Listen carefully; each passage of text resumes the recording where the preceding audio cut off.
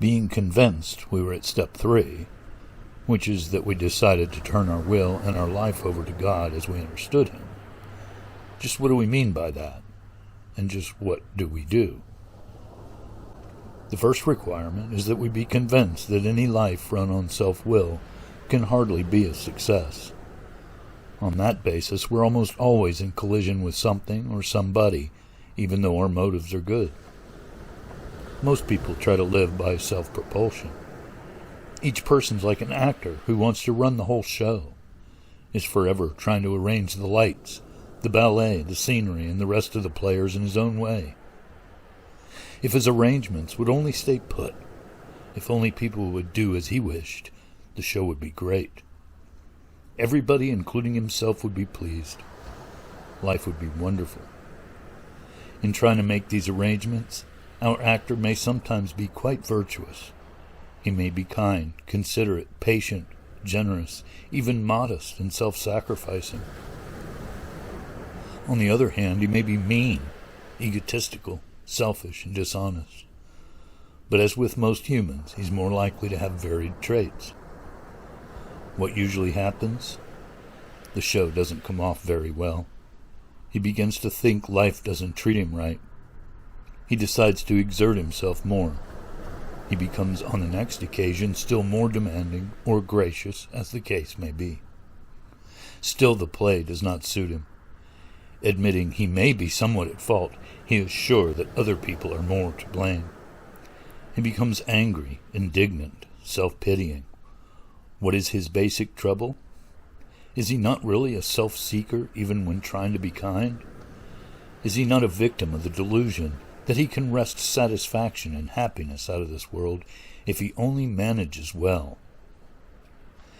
Is it not evident to all the rest of the players that these are the things he wants? And do not his actions make each of them wish to retaliate, snatching all they can get out of the show? Is he not, even in his best moments, a producer of confusion rather than harmony? Our actor is self-centered, egocentric, as people like to call it nowadays.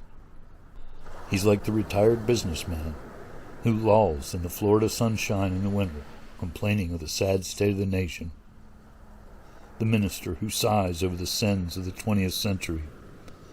Politicians and reformers who are sure all would be utopia if the rest of the world would only behave. The outlaw safecracker who thinks society has wronged him. And the alcoholic who has lost all and is locked up. Whatever our protestations, are not most of us concerned with ourselves, our resentments, or our self-pity? Selfishness, self-centeredness, that we think is the root of our troubles.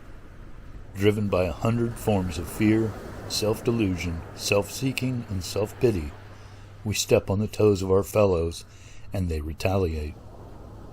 Sometimes they hurt us, seemingly without provocation. But we invariably find that at some time in the past we've made decisions based on self, which later placed us in a position to be hurt. So our troubles, we think, are basically of our own making. They arise out of ourselves, and the alcoholic is an extreme example of self-will run riot, though he usually doesn't think so. Above everything, we alcoholics must be rid of this selfishness. We must, or it kills us. God makes that possible. And there often seems no way of entirely getting rid of self without His aid. Many of us had moral and philosophical convictions galore, but we could not live up to them even though we would have liked to. Neither could we reduce our self-centeredness much by wishing or trying on our own power. We had to have God's help. This is the how and why of it. First of all, we had to quit playing God. It didn't work. Next, we decided that hereafter, in this drama of life, God was going to be our director. He is the principal, we are His agents. He is the Father, and we are His children. Most good ideas are simple, and this concept was the keystone of the new and triumphant arch through which we passed to freedom. When we sincerely took such a position, All sorts of remarkable things followed. We had a new employer.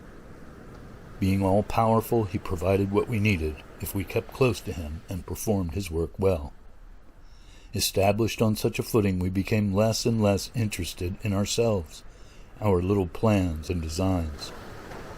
More and more, we became interested in seeing what we could contribute to life.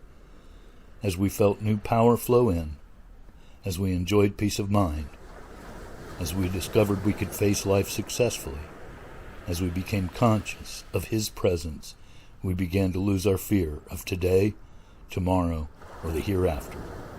We were reborn.